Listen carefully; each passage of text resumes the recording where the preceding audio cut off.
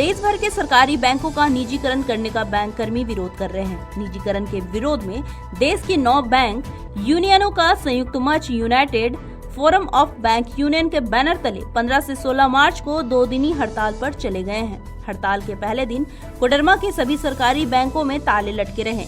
हड़ताल में शामिल बैंक यूनियन से जुड़े कर्मचारियों ने बैंक ऑफ इंडिया के सामने जमा होकर केंद्र सरकार के निजीकरण प्रस्ताव का जमकर विरोध किया। साथ ही शहर में रैली निकाली गई और निजी बैंक को बंद किया गया। हड़ताल का ट्रेड यूनियन सीटू और झारखंड अराजपत्रित कर्मचारी संघ ने समर्थन दिया और बैंक कर्मियों के हड़ताल में एकजुटता प्रदर्शित कर सभा को संबोधित किया। कि जितने भी सरकारी बैंक है सबका निजीकरण के विरोध में हम लोग कर रहे हैं और ये जब तक निजीकरण का प्रस्ताव वापस नहीं लेते हैं गवर्नमेंट तब तक हम लोग ये लड़ाई जारी रखेंगे। आज एकमात्र डिमांड है हम लोग का कि निजीकरण प्रस्ताव वापस लें, सामाजिक बैंकिंग जारी रखें और सामाजिक बैंकिंग जारी रखें। हमारा ये जो हड़ताल है, बैंकों का जो हड़ताल है, वो सरकार के निजीकरण की नीति है उसके खिलाफ है। जनता की गाढ़ी कमाई को सरकार कॉरपोरेट के हाथों में बेचना चाह रही है, जो कि हम ऐसा नहीं हो, बैंक कर्मी नहीं होने देंगे। हमारी हम अंत तक लड़ाई करेंगे कि सरकार जो है सरकारी संपत्तियों को बेचना बंद करे और निजीकरण का हम विरोध करते हैं। निजीकरण से परेशानी ये है कि अभी भी इतिहास गवाह है कि 600 बैंक जो है वो प्राइवेटाइज होने के बाद फेल्यूर हुए हैं, जबकि हमारी निजी का जो PSUs हैं, पब्लिक सेक्टर बैंक है, वो आज सशक्त खड़े रहे हैं। 2008 का जो रिसेशन में भी हमारे बैंक है, सो नेशनलाइज बैंक के चक्कर में के कारण इंडिया जो है राइज किया है। वर्ल्ड का रिसेशन का प्रभाव हमारे ऊपर बहुत कम पड़ा है। तो हमने दिखा दिया है कि नेशनलाइज बैंक हमारा जो है वो हमारे रीढ़ का हड्डी है भारतीय इकोनॉमी के लिए। सरकार अपनी मनमानी करने के लिए ऐसा फैसला ले रही है और सार्वजनिक क्षेत्र की संपत्तियों को बेच रही है। इसके खिलाफ आज हम लोगों ने बैंक हड़ताल किया है। और सरकारी संपत्तियों को बेच रहे, क्या नुकसान होगा देश को? इससे सबसे बड़ा नुकसान तो गरीब वर्ग के लोगों को होगा।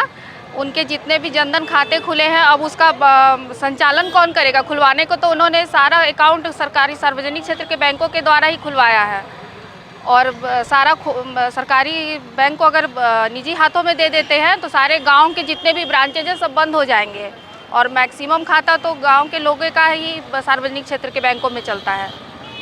तो सबसे बड़ा नुकसान गरीबों को ही है।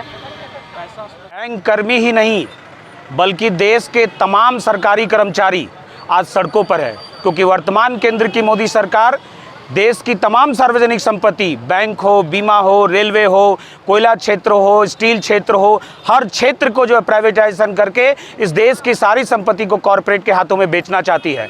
इतिहास है कि अगर सरकार के नियंत्रण से अगर सार्वजनिक संपत्ति बाहर हो जाएगा तो देश गुलाम हो जाएगी और देश का यही इतिहास है। इसलिए देश एक बार फिर से गुलामी की ओर ना जाए। जिन मिडिल क्लास कर्मचारियों ने मोदी और बीजेपी को वोट किया था, वही मिडिल क्लास कर्मचारियों के ऊपर जो है ये खंजर ये मोदी सरकार भोंक रही है और उनकी नौकरी और उनके बच्चों के भविष्य के साथ में खिलवाड़ कर रही है। इसलिए हम CITU की ओर से इनके आंदोलन को समर्थन करते हैं और देश के अंदर जो तमाम निजीकरण की जो मोदी सरकार की नीति है उसका हम पुरजोर तरीके से विरोध करते हैं और लड़ाई जब तक होगी तब तक संघर्ष में हम हमेशा CITU साथ रहेगा। इस संबंध में कहना है कि ये 2 दिवसीय अखिल भारतीय बैंकिंग हड़ताल को मैं झारखंड राज्य अराजपत्रित कर्मचारी महासंघ की ओर से इनके मांगों को हम समर्थन करते हैं। ये बैंक का जो निजीकरण किया जा रहा है इसको हम पूरी विरोध में हैं। निजीकरण नहीं हो, क्योंकि निजीकरण होने से पूंजीपतियों के संपत्ति को भरने में सरकार ये मदद कर रही है और ये केवल ये बैंकों का नहीं है, ये बल्कि ये पूरे देश के छात्र, नौजवान, मजदूरों के सवाल है। क्योंकि निजीकरण जब होगा तो निश्चित है कि बेरोजगारी बढ़ेगी। हमारे जो देश के बच्चे हैं, हमारे जो राज्य के बच्चे हैं, वो कहाँ जाएंगे? इसलिए ये बैंक का निजीकरण केवल सरकार जो है वो निजी कंपनियों को मुनाफे देने का, भारत की धरती को बेचने का एक साजिश है, जो हम इसे नहीं होने देंगे। हम अखिल भारतीय स्तर पर भी अखिल भारतीय राज्य सरकारी कर्मचारी संघ फैसला किया है कि बैंक जो हमारा है हम इसको निजीकरण होने नहीं देंगे।